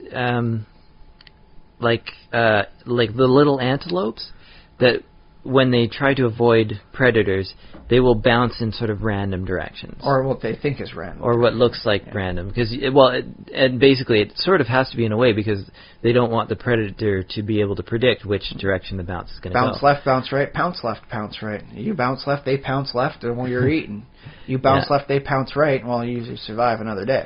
And there's another one is the walk without rhythm, and you won't disturb the worm. That's the next one in fiction. That one is a very good example in fiction for Dune, by the way, for trying to create randomness because of a creature detecting patterns. Okay. So I did want to make a mention of there, because when you're mentioning animals with random, so yeah. Yeah. Another one is it's a ferret or a weasel which actually hunts by sort of jumping around and confusing its prey. And in this case, it's the predator that's doing the random activity. But so you can't predict the predator. Have you ever seen videos of I've seen them. They look kind of like they're playing. Yeah, but they're not really playing. They're hungry. Yeah, they're having fun, but they're confusing their prey. So in which case, I guess their sort of superstition is that you got to be one step ahead of them somehow. But yeah, I think you can boil down superstitions to a few main areas: correlation, equaling causation, which it doesn't. They've done a study on that. No matter how much correlation correlates to causation, it doesn't actually correlate that way. Or did they? They did do a test on how often correlation coincides with coincidence and all that. No. It is randomness is random. That doesn't mean they can't be connected to a third thing. Like I do recall, like a study they did.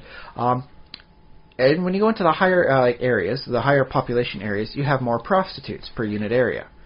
The amount of human populations? In human populations, yeah. Okay. I don't know of too many animal prostitutes, but you never know. It depends how you want to phrase it, sort of thing. In which case, it's an exchange of resources for breeding potential.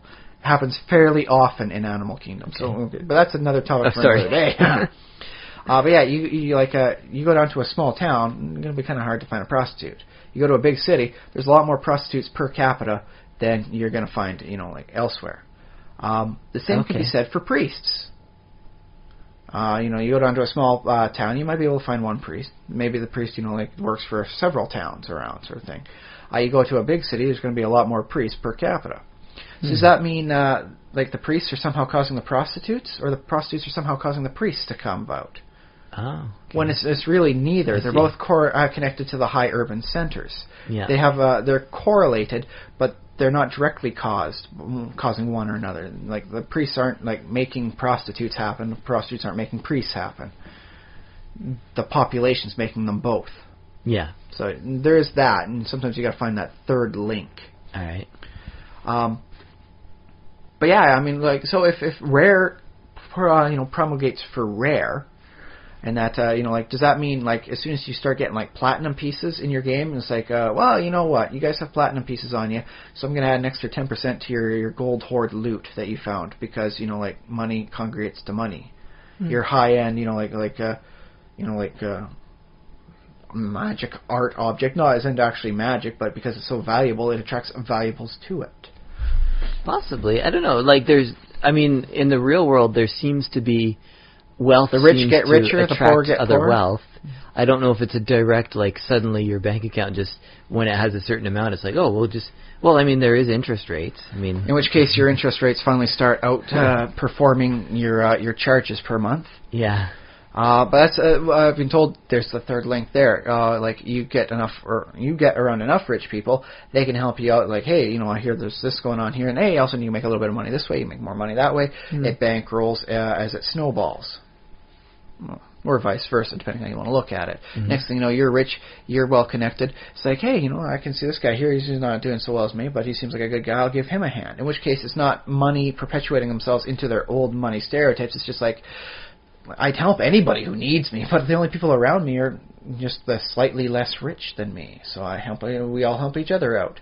Okay. In which case, if you really want to help prevent rich getting richer, poor getting poorer, you got to try and find some way to get the rich and the poor to mingle together. Yeah.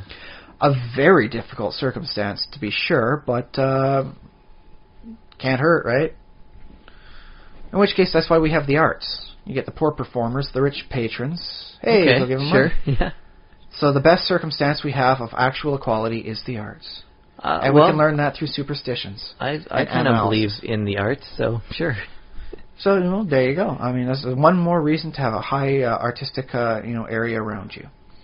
But yeah, you can see people trying to find reasons as to a psychological insight, the people who look into their cup before they drink it are people that are afraid of somebody putting something into their cup because they put stuff into other people's cups.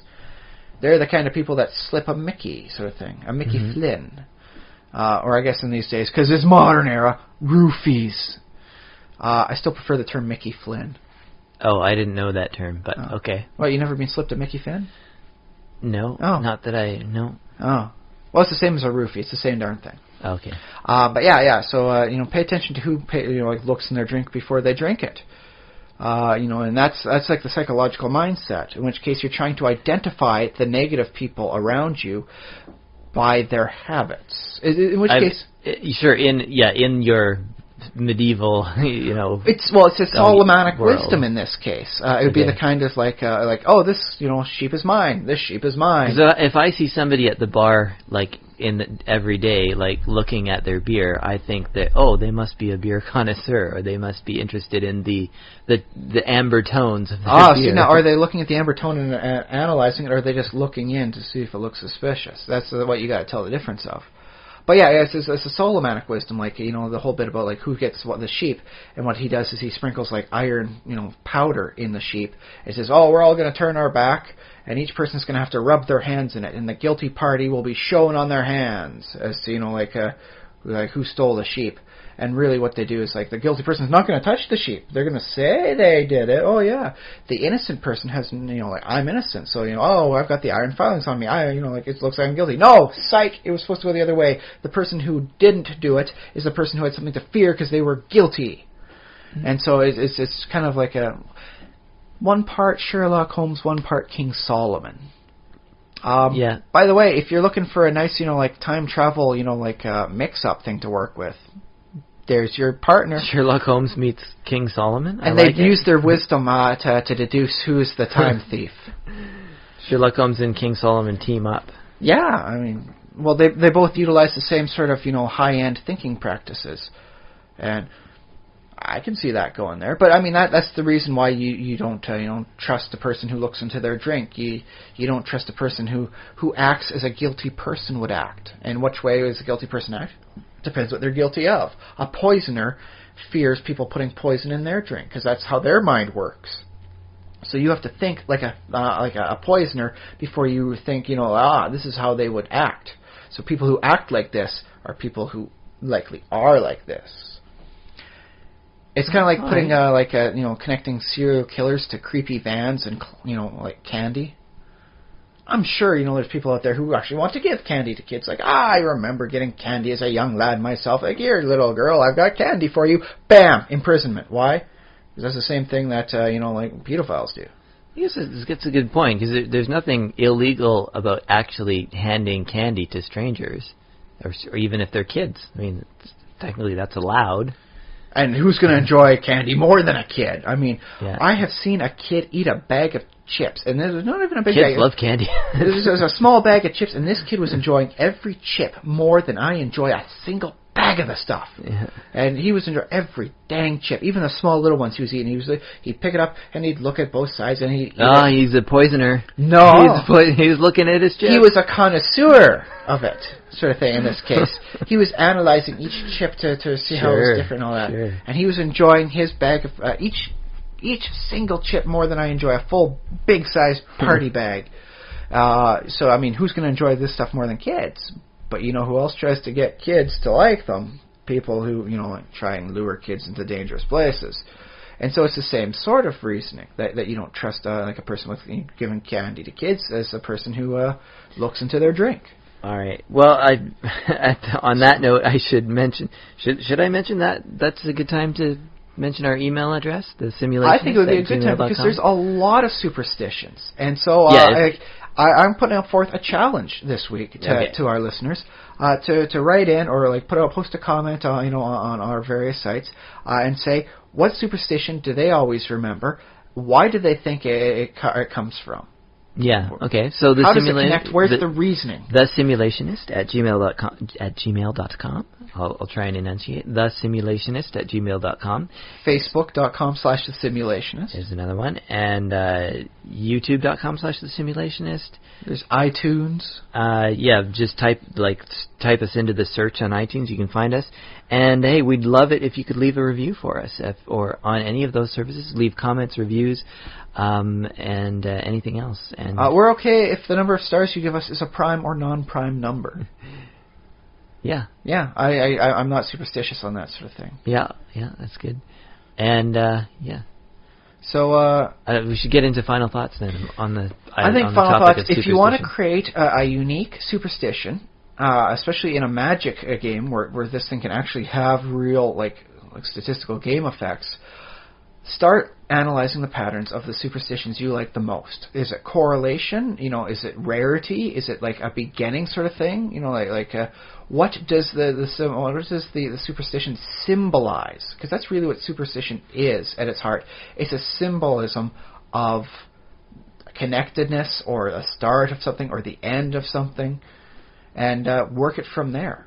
Mm-hmm. And that's ultimately the broadest stroke, best advice I can give. Cool. So how about you, Josh? What do you think about superstitions and how they work and apply? Well, I guess, you just have to be creative.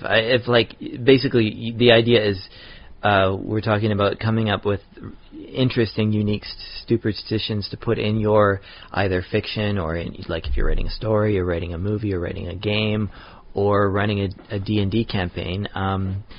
Superstitions, in some ways, you can work either way. You can start at the end and just think of the most random thing you can think of. It's crazy. Why is it crazy? Yeah.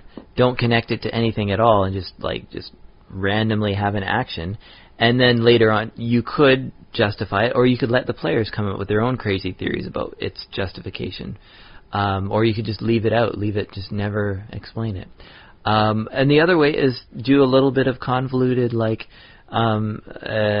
trail walking from the beginning, and start with something relatively mundane, like the first thing that you see in the spring, and then make it a little different step by step until you have something that's completely unrelated. And then if you cut off the intervening the steps, it'll look pretty random. And also you don't have to, at that point, you don't have to worry about logic anymore. It's just seeing this. People in the culture, when they see the first bird, they have to stomp their feet 3 times, and there's no there's no connection between. There's no logical connection, but if it's a magical world, you can throw in a magical connection. Say, oh well, that actually does make a spell work. Or that's one of the physical components to making a spell work for. Yeah. So should we try something like this very quickly then, while we got a moment or two? Well, and I was going to say one other thing is that in a campaign you could actually, I think we've talked about this before, you could, as a DM, you could provide tiny little bonuses oh yeah, you performed a superstitious ritual. He's trying to hex you right now with a curse, but because you did this at the start of the day, I'm giving you a +1 circumstance bonus. Yeah, you get a bonus. Okay, so yeah. Let's work with the curses. People are always afraid in medieval or pseudo-medieval times of being cursed by things. So, cursing and all that stuff, that's an enchantment spell, right? Probably, yeah. In most cases, okay. So what else could we connect with enchantment to for hexes then? What else is an enchantment? Well, there's enchantment as in friendship, as in I enchant you to like me. Charms. Mm-hmm. There's charms. Okay, well, how about this one? Is some of the hex stuff is eye contact sort of thing. I looked into him, he gave me the evil eye, and that's why I can't make a single saving throw tonight. So to counteract that eye, have another eye for them to look at. And so you have people that sell we'll say eye of newt, because magical ingredient, right? So it'll be an eye of newt preserved in a little phylactery around your chest sort of thing, a little necklace sort of thing you got going on there with a little eye of newt. Mm-hmm. Sort of thing. And that means that there's a chance that instead of giving you the evil eye, they're looking, I looked at the newt eye instead. And then the newt's eye gets the evil, mojo in on itself. And because it's just an eye floating in preservative, nothing bad happens there. Yeah. So in that case, you can say in a campaign, if you're walking around with one of these little, maybe 20 gold piece for all the whole thing done up there, 20 gold piece little charms, for Eye of Newt, then congratulations, you get a +1 circumstance bonus against being charmed, hexed, or enchanted. Yeah, well, that could be written up as a magic item for D&D. Well, let's see, a +1 bonus in 3rd edition. That's about 40 gold, I believe it was, for this to be a bonus times by itself, times by a set number. Mm-hmm. Maybe it only works once. In that case, once it's gotten that negative mojo on it, that's a bad eye. You got to get yourself a fresh eye now. Yeah. So, yeah, I believe monetarily wise, 20 to 30 gold should work for it. You could buy cheaper ones, but they're not going to be effective, sort of thing, because they're not improper preservative. They just put it in some water or whatever. Heck, you could say you spent half the amount of gold. You only spend 10 gold on this little lucky charm. 50-50 odds next time it happens. Either it works or it doesn't. Did they put it in properly? I guess they did this time. You get that +1. You spend 5 gold, that's a 25% chance. Well, How's that? Yeah, on some level, like, I don't know, you could create a very elaborate system of curses and counter curses and like little hints and things. In some ways, I think that's what spells are. In some ways, because there are spells that give you +1, -1, and this and that. Bless. And I never use them in my games because it's like 1 temporary hit point. Oh boy, that's really gonna save me. Do they stack? No, they don't stack at all. Oh boy, yeah, that 1 hit point's really gonna save my life. Yeah, that's true. I'd rather just heal myself 1 plus, extra bonus health points instead. Hooray! Yeah, so maybe it should be like cantrips should be a little more like in the whole 5th edition paradigm where cantrips are free. Yeah, if I'm gonna be doing such a little effect, it better be free for me to cast. Or I suppose if I don't have access to the magic personally, I can at least supplement it with this little charm that helps me out. At least one-off sort of thing. Yeah. That way, whenever you get back to town, it's like, gotta swap out your newt size, get them back up again. Yeah. All right. So, well, yeah, I like that. I think that was a good example for how you can connect up stuff, and we have managed to make newt eye become useful once again in D&D. Yeah. It's nothing else. It's just another way to think about flavor and the flavor. If you got a person who's very superstitious in a thing like that, maybe they're doing that. Maybe if they're actually spending the money, use a DM can say, okay, you know what, for every 30 gold they spend, I'll give them a +1 against something that correlates to whatever the heck they're spending it on. I think that works well. Yeah. Okay. Well, that way, you don't spend your money just on character and get nothing out of it, sort of thing, as opposed to the guy who's saving up for 50 gold to get a healing potion. Ha! So, make sure, throw him a bone, man. Come on. Right. Well, that's very good. I guess that's the end of the podcast for now. We'll see you again in 7 days. Yeah, see you again. A prime number of days. I've been Josh Trelevin. I've been Ryan Kirkby. Send money.